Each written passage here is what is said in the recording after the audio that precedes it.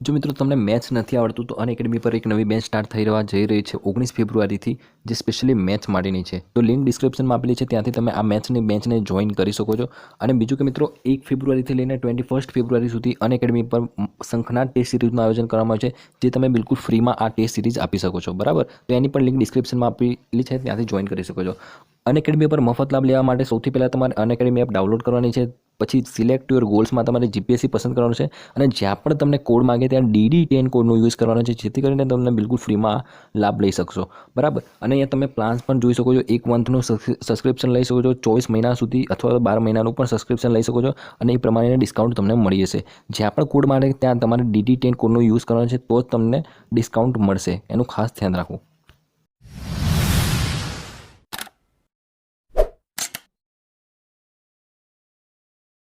Hello everyone, मेरा नाम है शिवी और आज हम डिस्कस करने वाले हैं जियोग्राफी की प्रिपरेशन कैसे करनी है जीपीएससी एग्ज़ाम के लिए, बिगिनर्स के लिए। बिगिनिंग से लेकर एंड तक आपको कैसे प्रिपरेशन करनी है उसके बारे में हम डिस्कस करेंगे कि आप बिगिनर हैं, आपने जस्ट जीपीएससी की प्रिपरेशन करना स्टार्ट किया है, तो आपको सबसे पहले कौन सी बुक पढ़नी चाहिए, कौन सी बुक बेनिफिशियल है, उनको कैसे पढ़ना है, कैसे रीडिंग करना है, उसके बारे में हम डिस्कस करेंगे. ठीक है, और क्या फिर उससे स्टैंडर्ड बुक पढ़ने के बाद स्टैंडर्ड बुक पर कैसे जाना है, उनकी प्रैक्टिस कैसे करनी है, जिससे कि आप एग्जाम्स में क्वेश्चन अटैम्प्ट करें, उसके बारे में हम डिस्कस करें.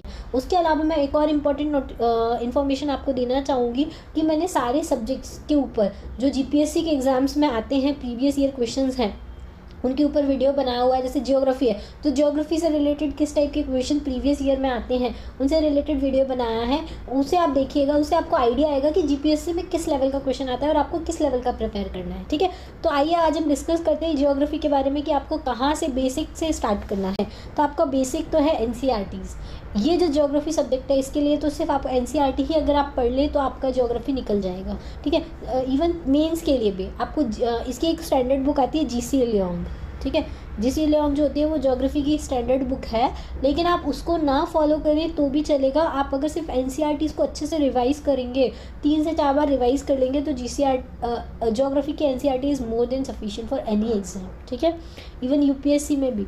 ठीक है, तो एनसीईआरटी आपको कहाँ से कहाँ तक पढ़नी है, तो क्लास 6 से लेके 12th तक की एनसीईआरटी पढ़नी है. 6 से लेके 12th, 6, 7th, 8th, 9th, 10th, 11th, 12th, ये सारी एनसीईआरटीज़ आपको पढ़नी है ज्योग्राफी से रिलेटेड. ठीक है, ज्योग्राफी को कवर करना है. तो अब आपको क्या करना है, सेम वही चीज़ करनी है. क्लास 6 से लेके 12th तक की एनसीईआरटी आपको करनी है. तो पहले आप क्या करना, सिंपल रीडिंग करना. पहले क्लास 6 की एनसीईआरटी ख़त्म करना, फिर 7 की ख़त्म करना, फिर 8th की, फिर 9th की, फिर 10th की. ये सारी एनसीईआरटीज़ आप ख़त्म कर लेना. ठीक है, 10th तक की पहले ख़त्म करनी है. ठीक है, प्रीलिम्स के लिए, मेंस के लिए आपको 11th 12th की पढ़ना है. प्रीलिम्स के लिए आप 6, 7th, 8th, 9th, 12th पढ़ेंगे, इतना भी सफिशिएंट है. ठीक है, 6th क्लास की एनसीईआरटी में बहुत सारे maps based question, Galaxy related questions दिए हैं. लैटिट्यूड क्या होता है, लॉन्गिट्यूड्स क्या होते हैं. आपको क्या करना है, अगर आप ज्योग्राफी पढ़ने बैठे तो आपके पास एक एटलस होनी चाहिए. ठीक है, आप एटलस को बार बार देखिए, उसके मैप्स को बार बार देखिए, जिससे कि आपको पूरा वर्ल्ड का मैप आपकी आंखों में छप जाए. कोई आपसे पूछे ऑस्ट्रेलिया किधर आता है, तो हाँ आपको याद होना चाहिए इंडिया के जो साउथ ईस्ट वाला पार्ट है वहाँ पे हमारा कहाँ आता है. जैसे इंडिया यहाँ आता है तो यहाँ ऑस्ट्रेलिया आता है. अफ्रीका पूछा तो यहाँ आता है. नॉर्थ अमेरिका पूछा तो यहाँ आता है. साउथ अमेरिका पूछा तो यहाँ आता है.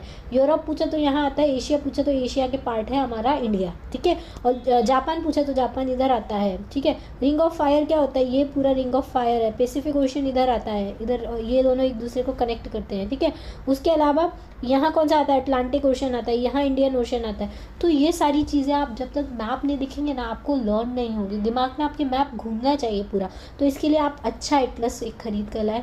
मैं आपको सजेस्ट करूँगी, ऑक्सफोर्ड का एटलस आता है, आप ऑक्सफोर्ड का एटलस लेके आइए. वेट एक सेकेंड.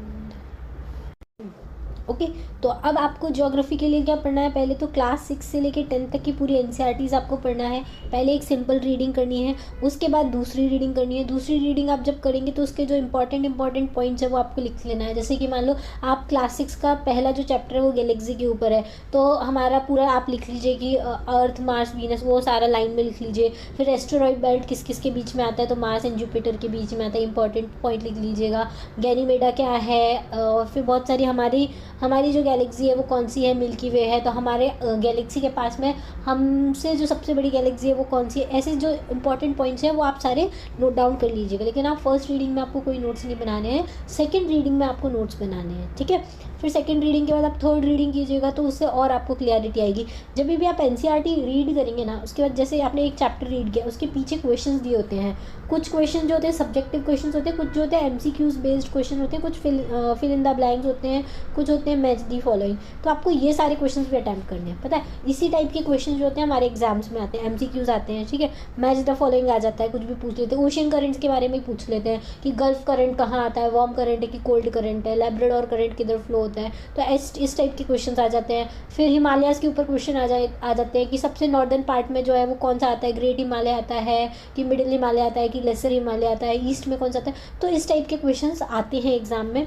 तो वैसे ही क्वेश्चन जो है मैच दी फॉलोइंग वो एनसीईआरटी में दिए होते हैं। तो हर चैप्टर को पढ़ने के बाद आपको वो सारी एक्सरसाइज लगानी होती है, हर एनसीईआरटी के आपको लगाना है, ठीक है। ये आपको एक चीज़ करनी है। जैसे आपने क्लास 6 की एनसीईआरटी कर ली, पहली रीडिंग के बाद आप वो एमसीक्यू सॉल्व कीजिए, फिर दूसरा चैप्टर पढ़िए, फिर उसकी एक्सरसाइज कीजिए। ऐसा पहली रीडिंग खत्म हो गई मान लो 6 से 10 तक। अब दूसरी रीडिंग में आप क्या करेंगे, वापस से पूरा चैप्टर रिवाइज करेंगे। क्योंकि दूसरी बार आप जब पढ़ेंगे आप जल्दी पढ़ पाएंगे। अगर मान लो पहला चैप्टर पहली बार आपने जब पढ़ा वो 1 आवर में पढ़ा, तो दूसरी बार आप जब पढ़ेंगे वो चैप्टर आपका 30 मिनट्स में कंप्लीट हो जाएगा, ठीक है। तो उससे आपकी चीज़ें रिकॉल हो जाएंगी ना, इसलिए तो रिकॉल करने के लिए आप पढ़िए। 30 मिनट्स में वो चैप्टर कंप्लीट हो गया, तो उससे आपको बहुत ज़्यादा दूसरी बार आप पढ़ेंगे ना तो समझ में आएगा कि कौन कौन से इंपॉर्टेंट पॉइंट्स है इसमें। वो सारे इंपॉर्टेंट पॉइंट्स जो है आप वो चैप्टर के पीछे नोट डाउन कर लीजिए, ठीक है। ये आपको करना है एनसीईआरटीज़ में। फिर उसके अलावा एक और बहुत अच्छा सोर्स है ज्योग्राफी का, वो है मृणाल पटेल सर की ज्योग्राफी की वीडियो है, जिसमें राज तानिल मैम जो है उन्होंने पढ़ाया हुआ है, ठीक है। वो थोड़ा ना अभी के टाइम, पहले जब उन्होंने वीडियोस बनाए थे तो उन्होंने शायद क्लास में ही रिकॉर्डिंग की थी, तो इतनी सी स्क्रीन पे जो है वो वीडियो चलता रहता है और इधर मैम दिखती हैं, ठीक है। तो थोड़ा बच्चों को प्रॉब्लम आता है कि वो विजुअलाइज नहीं हो पाता है। लेकिन उन्हीं का अगर आप गूगल पे सर्च करेंगे ना तो आपको पूरा ज्योग्राफी की उनकी जो स्लाइड्स हैं वो मिल जाएंगी, और उन स्लाइड्स का आप क्या करो, प्रिंट आउट निकलवा लो। आप जैसे आप गूगल पे सर्च करते हो राज तानिल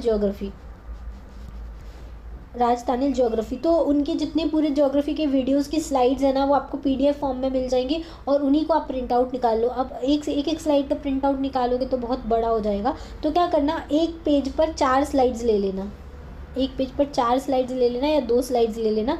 तो उससे क्या होगा, आपका कंटेंट मतलब कम पेजेस में आपका पूरा नोट्स आपके हाथ में आ जाएंगे। वो नोट्स बहुत अच्छे हैं, प्रीलिम्स और मेंस दोनों एग्जाम के लिए काफ़ी एकदम क्रिस्प नोट्स उन्होंने बनाए हुए हैं, जिसको वो एक्सप्लेन कर रही हैं। तो आप वहाँ से एक ज्योग्राफी फॉलो कर सकते हो, आपको बहुत क्लियरिटी आएगी। मृणाल ज्योग्राफी पे आप जाके देखिएगा, राज तानिल मैम के नाम से है वो।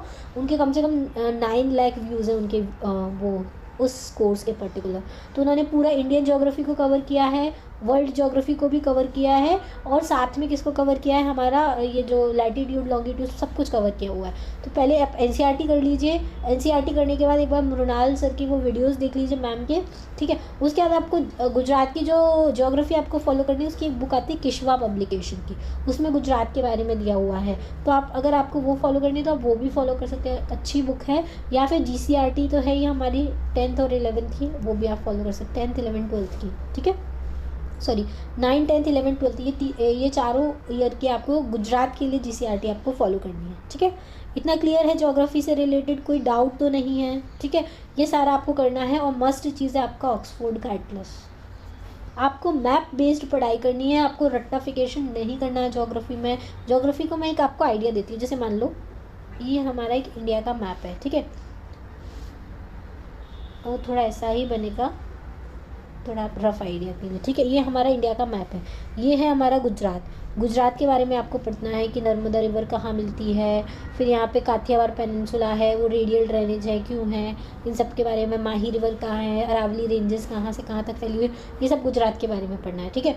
तो इसका आप गुजरात का जो मैप देख के पढ़ेंगे ना, आपको बहुत ज़्यादा समझ में आएगा कि काठियावाड़ प्लेट्यू किधर है, गल्फ ऑफ कच्छ किधर है, गल्फ ऑफ खंबात किधर है, ठीक है। एक पिरोटन आइलैंड है हमारे गुजरात के पास में, वो एक ऐसा आइलैंड है जहाँ पे मतलब इवन वहाँ के जो प्लांट्स हैं ना वो भी पॉइजनस है, तो वहाँ पे ह्यूमंस का जाना रिस्ट्रिक्टेड है। पिरोटन आइलैंड गल्फ ऑफ कच्छ के पास में आता है, ठीक है। तो ये सारी चीज़ें आप पढ़ सकते हैं गुजरात के बारे में। फिर इंडिया के बारे में आपको मेन जो चीज़ें पढ़नी होती हैं जीपीएससी में, वो है जीपीएससी मतलब किसी भी एग्ज़ाम में आपको पहले तो ये हिमालयन माउंटेन्स के बारे में पढ़ाएंगे, फिर नॉर्थ इंडियन प्लेन्स के बारे में पढ़ाएंगे, फिर पेनिनसुलर प्लेट्यू के बारे में पढ़ाएंगे, फिर वेस्टर्न घाट, ईस्टर्न घाट या वेस्टर्न कोस्ट, ईस्टर्न कोस्ट, इन लोगों के बारे में पढ़ाएंगे, ठीक है। उसके बाद जो हमारे आइलैंड्स हैं उनके बारे में पढ़ाएंगे, ठीक है, ये सारी चीज़ें। फिर नॉर्थ ईस्ट के बारे में। तो ये सारी चीज़ें हमारी ज्योग्राफी के अंडर में आती हैं और ये आपको एकदम लर्न होना चाहिए। और आपको ये मैप के थ्रू देखना है कि गुजरात में जो ग्रेटर हिमालय है, मान लो जम्मू कश्मीर वाला एरिया है, वहाँ पे कौन कौन सी रेंजेस आती हैं, पंजाब में कौन सी रेंजेस आती हैं, नॉर्थ इंडिया में कहाँ कहाँ पर आता है, ठीक है। फिर साउथ इंडिया में क्या क्या है, वेस्टर्न घाट, ईस्टर्न घाट कहाँ मिलते हैं, नीलगिरी पे मिलते हैं, नीचे और बहुत सारी हिल्स हैं वो कैसी हैं, फिर कोस्टल एरिया कैसा है हमारा, रिवर का फ्लो किधर जा रहा है, ये सारी चीज़ें हम किस में पढ़ते हैं, ज्योग्राफी में पढ़ते हैं। तो ज्योग्राफी बहुत इंपॉर्टेंट सब्जेक्ट है। आपको इसको पूरा मैप से पढ़ना, पूरा मैप मतलब आप मैप से रीडिंग करेंगे ना, पूरा मैप आपके दिमाग में घूमेगा, ठीक है। और अब जब ज्योग्राफी पढ़ेंगे ना तभी भी आपको ये समझ में आएगा। हिस्ट्री मतलब मैप तो बहुत ही इंपॉर्टेंट है पूरे यूपीएससी या जीपीएससी की प्रिपरेशन के लिए, बिकॉज मैप से आप कनेक्ट कर पाते हैं कि वर्ल्ड में क्या क्या चीज़ें कनेक्ट हो रही हैं, कैसे कैसे कनेक्ट है, उसकी हिस्ट्री ऐसी क्यों है। अब जैसे हमको पता है कि हमारा जो इंडस वैली सिविलाइजेशन था, अगर आपने हिस्ट्री थोड़ी पढ़ी हो तो आपको पता होगा कि अब मेसोपोटामियन कंट्री थी ना, वहाँ से हम क्या करते थे, ट्रेड करते थे। तो आपको पता चलेगा मैप में जब आप देखेंगे तो हमारी जो इंडिया का मैप है उससे सिर्फ लैंड रूट के थ्रू सिर्फ यही वाला एरिया कनेक्ट था, क्योंकि हम चाइना से कनेक्टेड नहीं थे, क्योंकि इधर पूरा हिमालय था। तो उस टाइम हमारे पास इतनी टेक्नोलॉजी नहीं थी कि हम हिमालय को क्रॉस कर सकें, ठीक है।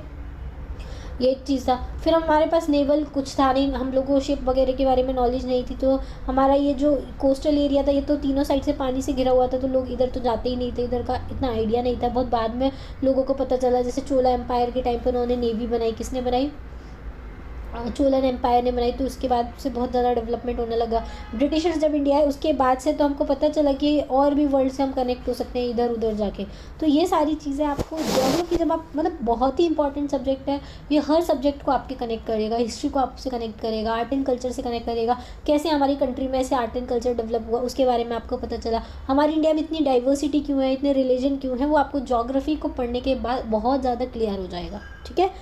इतना समझ में आया? तो 3 चीज़ें आपको पढ़नी है, एनसीईआरटी पढ़नी है 6 to 10, मुरुनाल सर के वीडियोस देखने हैं, जीसीईआरटी की बुक पढ़नी है 9, 10, 11, 12। उसमें क्या है, इंडिया की ज्योग्राफी भी है और थोड़ी गुजरात की ज्योग्राफी भी है, तो आपका दोनों का रिवीजन हो जाएगा। और किश्वा पब्लिकेशन आप चाहे तो ले सकते हैं ज्योग्राफी को फॉलो करने के लिए।